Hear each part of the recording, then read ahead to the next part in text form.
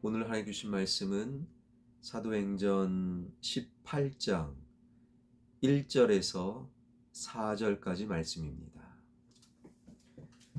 그 후에 바울이 아덴을 떠나 고린도에 이르러 아굴라라 하는 본도에서 난 유대인 한 사람을 만나니 글라우디오가 모든 유대인을 명하여 로마에서 떠나라 한 고로 그가 그 안에 브리스길라와 함께 이달리아로부터 새로 온지라.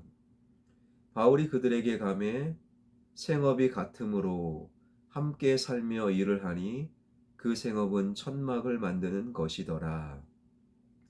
안식일마다 바울이 회당에서 강론하고 유대인과 헬라인을 권면하니라. 아멘.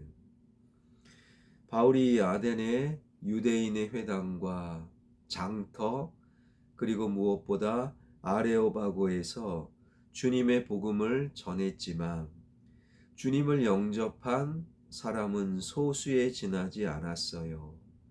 그러나 그것은 결코 실패가 아니었음을 어제 살펴보았지요.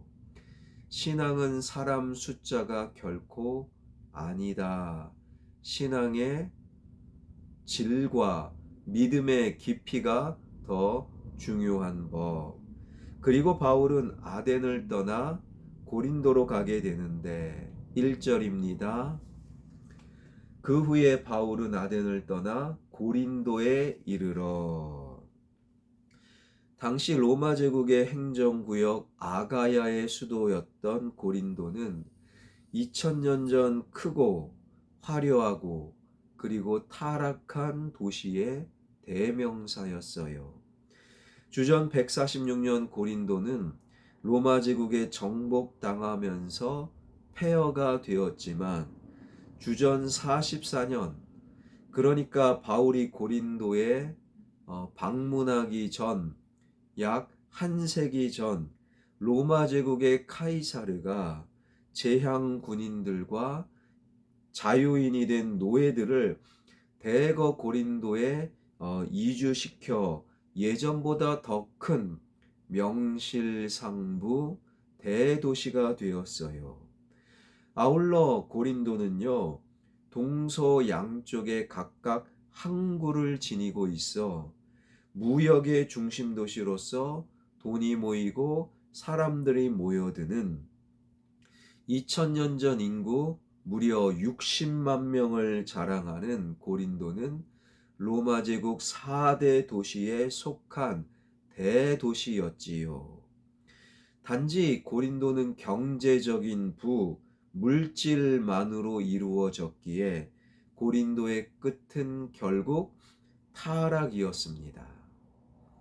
당시 고린도에는 아폴로, 옥타비아누스, 판테온, 포세이돈, 헤라클레스, 헤르메스 등등 온갖 신전들이 위용을 자랑하고 있었지요.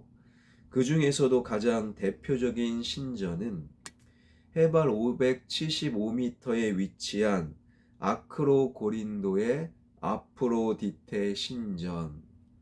아프로디테 신전은요, 그리스 신화의 미의 여신이었던 아프로디테, 영어로는 비너스입니다. 이 여신을 섬기는 신전이지요. 그 신전 속에는 1000명에 달하는 여사제들이 있었는데 마리 여사제들이지요.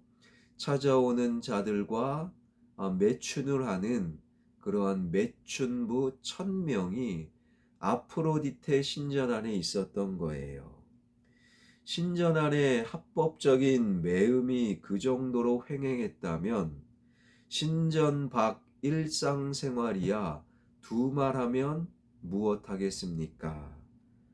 당시 고린도 사람들의 성적 타락이 얼마나 심했던지 헬라 문화권 속에서 고린도 사람처럼 행동한다라는 것은요, 음행하다라는 의미요. 고린도화 되었다라는 것은 성적으로 문란하다라는 의미로 고린도 사람이라는 것은 기둥서방, 고린도 아가씨라는 것은 매춘부를 의미할 정도였지요. 그래서 본문 속에서 바울이 홀로 고린도에 방문했을 때 고린도는요, 한마디로 쾌락과 술 취함과 음욕과 방탕과 음란이 난무하는 타락의 도시, 그곳에 바울이 홀로 왔어요. 이것은 마치 계란으로 바위치기 아닙니까? 그러나 결코 아니었지요. 왜요? 바울과 함께 하시는 하나님 때문에. 그래서 1절부터 2절, 3절 말씀이 이어지는 것입니다. 그 후에 바울이 아덴을 떠나 고린도에 이르러 아굴라라 하는 본도에서 난 유대인 한 사람을 만나니 글라우디오가 모든 유대인을 명하여 로마에서 떠나라 한 고로 그가 그 안에 브리스길라와 함께 이달리아로부터 새로 온지라 바울이 그들에게 가매 생업이 같으므로 함께 살며 일을 하니 그 생업은 천막을 만드는 것이더라. 거대한 타락의 도시 고린도에 주님의 복음을 전하기 위해 바울 홀로 왔지만 하나님과 함께 하셨기에 하나님은 예비해 두신 아굴라 부부와 바울이 만나게 하셨던 거예요. 아굴라는 오래전 이스라엘 땅을 떠나 조상 대대로 이방 땅에 살면서 당시 지중해 세계 곧 헬라 문화권에서 성장하고 살았던 디아스포라 유대인, 우리로 치면 재미교포 2세, 3세 정도 되는데 그는 천막 제조업자였고 참으로 신기하게도 바울 역시 천막 제조 기술자였지요. 유대인 부모는 부유하든 가난하든 상관없이 만일의 경우에 대비하여 어린 아들들에게 기술을 하나씩 가르쳤다고 합니다. 바울이 태어난 다소는요, 천막에 사용되는 가죽으로 유명한 도시, 그래서 부모는요, 바울에게 천막 만드는 기술을 어린 시절에 가르쳤던 거예요. 그래서 바울은 천막 제조업자 아굴라의 집에서 아굴라 부부와 함께 천막 제조업을 함께 하였던 것이지요. 이어지는 말씀 4절입니다. 안식일마다 바울이 회당에서 강론하고 유대인과 헬라인을 권면하니라. 이때 바울은요, 며칠이나 몇 주 혹은 몇 달 동안 고린도에 머물렀던 것은 아닙니다. 기록에 의하면 1년 6개월 동안 고린도에 머물며 안식일마다 복음을 전하고 그리고 평일에는 아굴라 부부와 함께 천막을 만들어 살았던 거예요.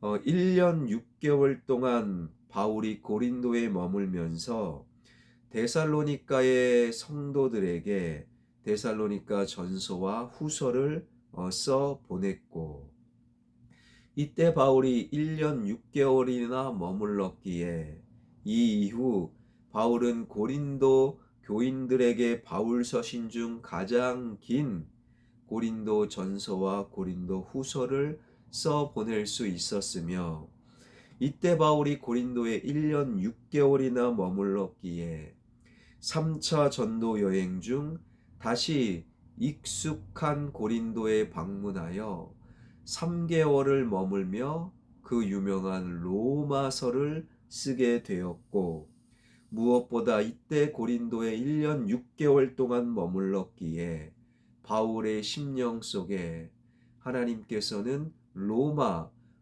제국의 심장부 로마에 가서 복음을 전하는 사명을 받게 되었던 것이지요. 만약 바울이 홀로 찾아간 고린도에서 아굴라 부부를 만나지 못했더라면 그 어느 것 하나도 불가능했을 것입니다. 주전 586년 유다 왕국이 바벨론에 멸망하지 않았더라면 유대인들이 세상으로 흩어지지 않았을 것이고, 로마가 일어나 바벨론을 멸망시키고 주전 146년 고린도를 정복하지 아니하였더라면 고린도는 잊혀진 도시로 남았을 것이요, 로마 황제가 유대인 추방 명령을 내리지 않았더라면 아굴라 부부와 바울은 결코 만날 수 없었을 것입니다. 하나님께서 역사의 주관자이시지요.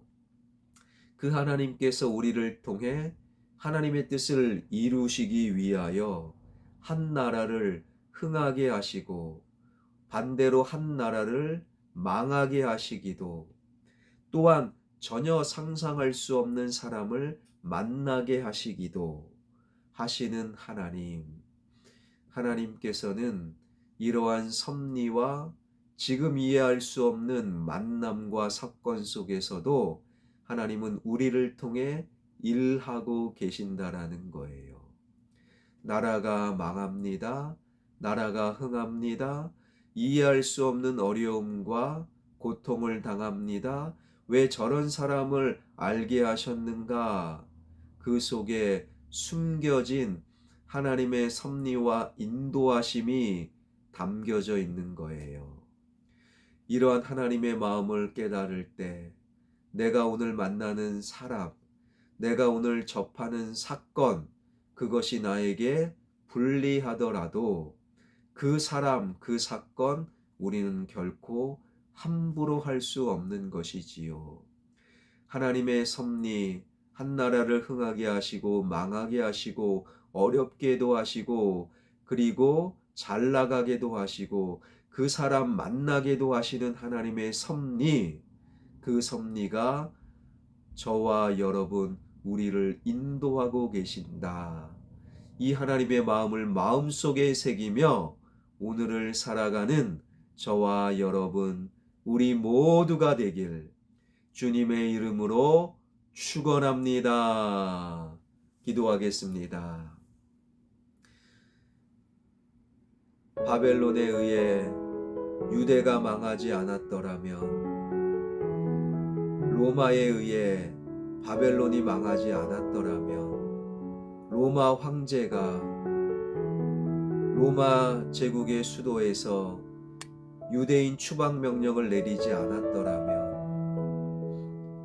하나님, 이 모든 것이 하나님의 섭리요 인도하심을 늘 기억하고 오늘 만나는 사람, 오늘 만나는 사건을 가볍게 여기지 않는, 내가 만나는 사람과 사건 속에 하나님의 인도하심과 섭리를 발견해 나가는 성숙한 신앙인들 되게 하여 주옵소서.